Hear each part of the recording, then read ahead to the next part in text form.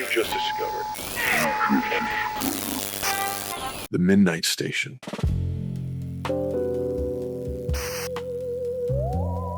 Stories of forgotten gods, broken people, and the terrible things waiting for us in the dark. So dim the lights, turn up the volume, and lock your doors. You wouldn't want to end up in one of my stories.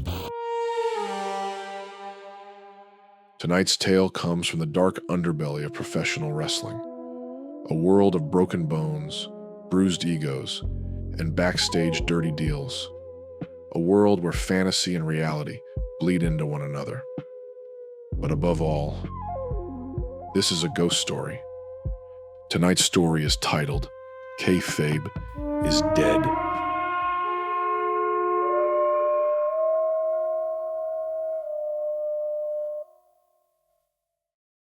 The crowd was on fire, 30,000 strong, chanting one name like a hymn, Fright, Fright.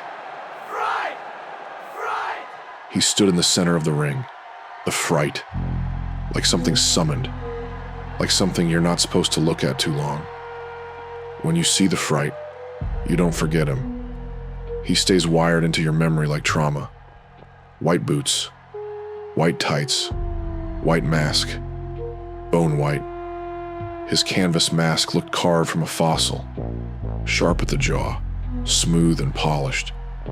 Where his eyes should have been, pools of black. Somewhere deep in that void, a glint of something human still flickered. Across from him, Geronimo Jones, 10, maybe 15 years younger, a pretendian in moccasins and feathered armbands, the booker's boy, the company's new golden goose, jet black hair, a body like Hercules, skin so caked in fake tan, he looked more orangutan than man. He bounced on his heels, rolled his shoulders.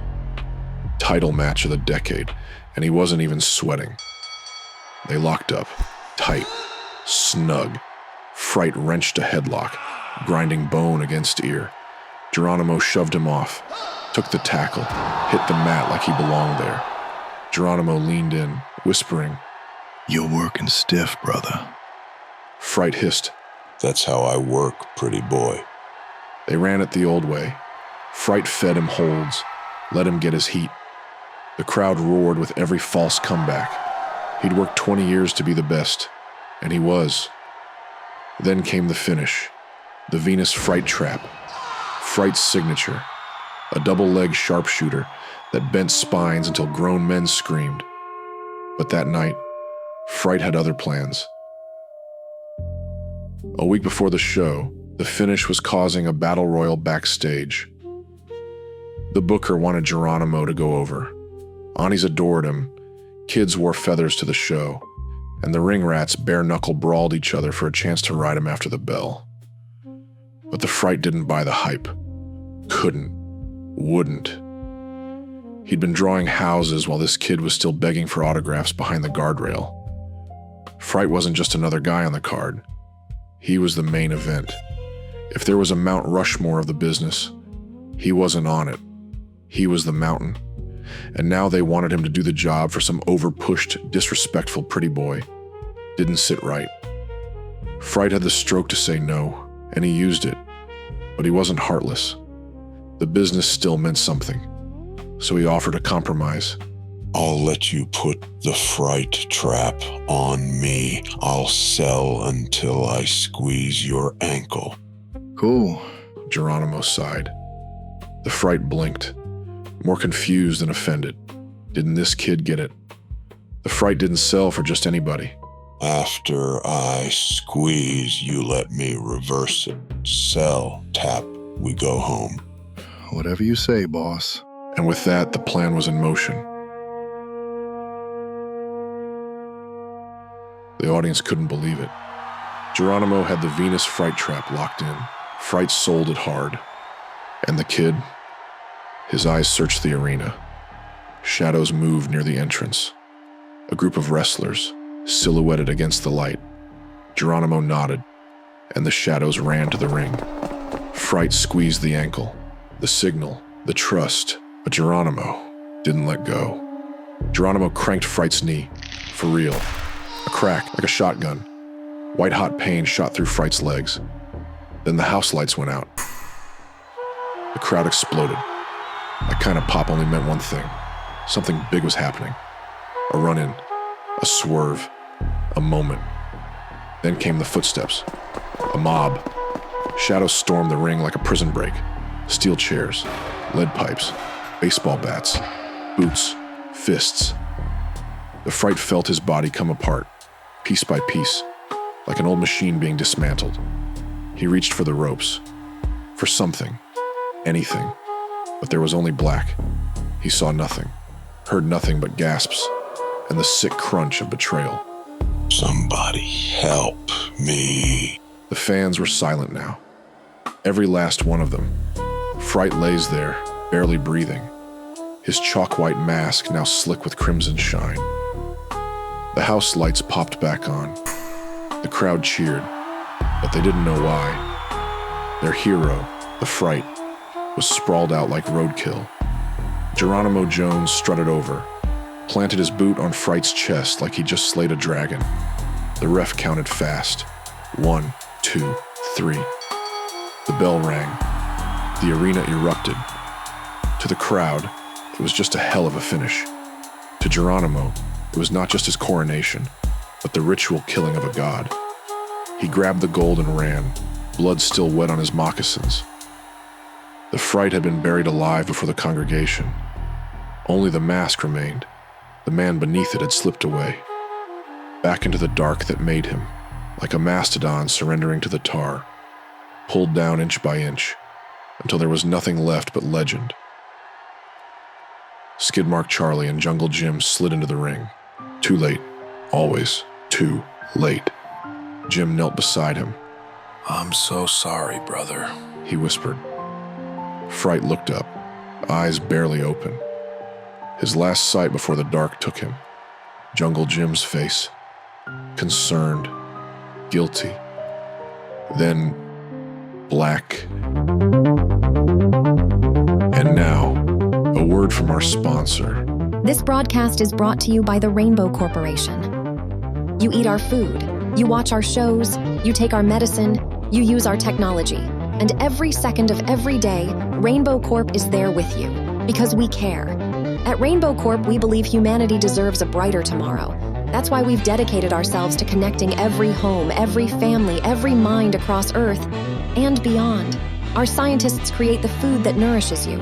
Our engineers build the devices that keep you connected. Our doctors develop the medicines that keep you healthy. Our artists craft the stories that inspire you. And yes, we listen. Because how can we help you if we don't understand you? Every purchase, every conversation, every dream you share with us helps us build a cleaner, safer, happier future for everyone. So remember to use your Rainbow Rewards discount code for free same-day delivery on food, medicine, entertainment, and approved emotional wellness products.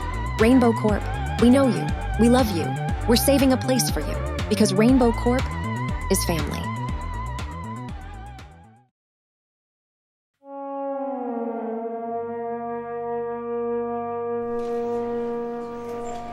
"16 years later. It had been years since the community center had held a real crowd. Now, under flickering fluorescent lights, a few dozen fans shuffled between folding tables, paying for autographs from men whose best days had come and gone. At one of those tables sat the Fright. The shadows in the room bent toward him. Fans approached cautiously, like stepping too close might drag them into something unnatural. His mask, once pristine white, had yellowed, stained with sweat, time, and the blood of that night. The fabric had softened, molded to his face like a second skin, as if he'd never taken it off since the night he died. A fan approached, one of those wrestling memorabilia lifers, mid-40s, scraggly beard, gut pushing against a sun-faded Geronimo Jones tee. A beat-up cowboy slim hat clung to his balding dome, sweat-stained and sun-warped. Around his neck swung Danny Diamondback's old snake-shaped chain, once gold-plated, now rusted and flaking, looking right at home in this graveyard of faded glory. The fan hesitated, caught between awe and disbelief. He held out a photo, the Fright in his prime, muscles rippling, mask bone white. But the fan wasn't looking at the photo. His eyes were locked on the Fright's mask. The mask felt alive, like it was staring back at him, daring him to speak. Your mask, He finally said, his voice soft and reverent. it held up after all these years. The Fright said nothing. His gnarled hands, warped and twisted, slowly dragged an autograph across his baby picture, like each letter weighed something. The fan hesitated, licking his lips. Hey, Fright, I could pay you a lot for that mask. It's the original, right? You've worn that since your debut. My God. There's still blood on it from that night. It's got history. I'd give you good money for it. Could help with rent. Get you a few beers, maybe some girls. So what do you say? Would you consider selling the mask? The Fright looked up at him, deep-set eyes sunken into the cavern of his face. His voice came low and flat, like the rumble of a stalled engine. What mask? The memorabilia merchant gave a nervous laugh, shuffled his feet, and moved along. But the fan behind him didn't move. This one was different. Younger, skinnier, wired with a mania behind his eyes. His t-shirt was old-school Fright merch, black fabric cracked and faded from years of wear. But it wasn't the shirt that stood out. It was the mask, a cheap homemade replica of the Fright's own, warped, fraying at the edges, even dyed red with bean juice to match the stains from that night. You're my favorite, sir. The fan said. The Fright nodded, but didn't look up. You want to know why? The fan leaned in, voice hushed. Because you never broke kayfabe. You never exposed the business. The rest of these idiots? Podcasts, documentaries, exposés. They're ruining everything, giving it all away. But not you. The Fright's knuckles tightened against the table. He looked at the mark, and the mark smiled. And for the first time in years, the Fright felt something. Not pride, not recognition, something closer to disgust. The mark, still grinning, grabbed the signed 8x10 and disappeared into the crowd. The Fright sat there, mask glued to his skull, a ghost stuck in time. Outside, the sky was turning black.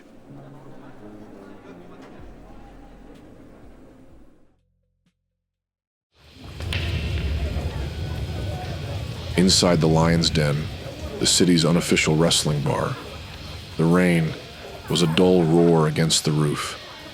The air was thick with cigarette smoke, stale beer, and the musk of men who had spent too many years on the road, sweating out their youth under arena lights. And then there was the Fright. He lived just a few blocks away, in a storeroom above a Hong Kong buffet that reeked of fryer grease and mildew. Why live far from the bar? This was his bloodstream, his vice, his church. He sat in the farthest booth, tucked into the darkness like a shadow burned into the wood. In front of him, a tall glass of Pabst Blue Ribbon, the low hum of conversation, the sharp crack of pool balls, the jukebox grinding through Alice in Chains' Rooster. Then, the world stopped. The TV above the bar flickered. Breaking news tonight from the world of professional wrestling. The volume cranked up. Jungle Jim's been sent down the card. Wrestling legend and former world champion Jungle Jim has been found dead. The words hit like a chair shot to the skull. Silence. On screen, Geronimo Jones appeared. Bronzed skin stretched tight like sun-dried leather. Jet black hair clashing against a road map of deep age lines. He didn't look like a grieving wrestler. He looked like the owner of an Indian casino, trying to stay on script. His tears came slow and awkward, like he had to force each one out by hand. Jim was one of the greats, a legend. This is a tragic loss. The tears rolled down his cracked face like bad stage makeup. But the Fright knew it was a work. The TV showed more footage. Jungle Jim in his prime. 6'6", 400 pounds of concrete. Not cut like a Greek god, built like a shipping container. A human warhammer. Scars from 1,000 death matches. Burn trails. Barbed wire kisses. Stitches pulled and repulled. His hair was wild. His beard patchy. A beast one would never confuse for a man. They called him the Gentle Giant. The nicest guy in the business. Sugar disguised as salt. And the Fright's only real friend. Then, his latest project. Wrestling with the past. A podcast. A fucking expose. He'd started pulling back the curtain. Naming names. Breaking the code. The kind of thing the boys hated. The kind of thing that gets people roughed up in empty locker rooms. Police are investigating the suspected murder. Authorities confirmed the victim was found dead in the shower of TCW Arena. A knife wound to the stomach. The room shifted. Every head in the bar turned toward him. The Fright. The ghost. The last man still living in black and white, while the world bled color. Eyes found him now. Eyes that had avoided his for years. Eyes that didn't want to admit what they knew. Didn't want to admit what they'd done. He didn't look at them. Didn't flinch. Just stared at the screen. His masked face frozen in stillness. His hands squeezed the glass until the veins in his forearm bulged like steel cables. And then, he stood. The chair scraped against the floor like a blade being unsheathed. No one moved. No one breathed. They just watched him walk past. Past the drunks who'd laughed at him. Past the vets who whispered he was washed. Past the fans who once called his name and forgot it just as fast. The Fright had been resurrected. A ghost pulled back from the grave. This wasn't a man anymore. This was vengeance wearing boots. The spirit of the ring, risen, walking, hungry. The bartender called for Fright. Don't get involved, brother. Fright stopped at the door. That's what men like you do. You sit back, close your eyes, shut your mouths, and watch while your own are broken before you, all to keep your precious spot. Not me. What do men like you do? Refuse to do the job because your head's so big? Maybe that fucking mask has been on too tight all these years. I'm not a man. I'm the ghost of wrestling's past, and I've returned to punish the poor soul who killed my only friend. He looks around the bar. Muscle-bound men shudder at his gaze. And I'll punish all who get in my way. He opened the door, and the rain swallowed him whole.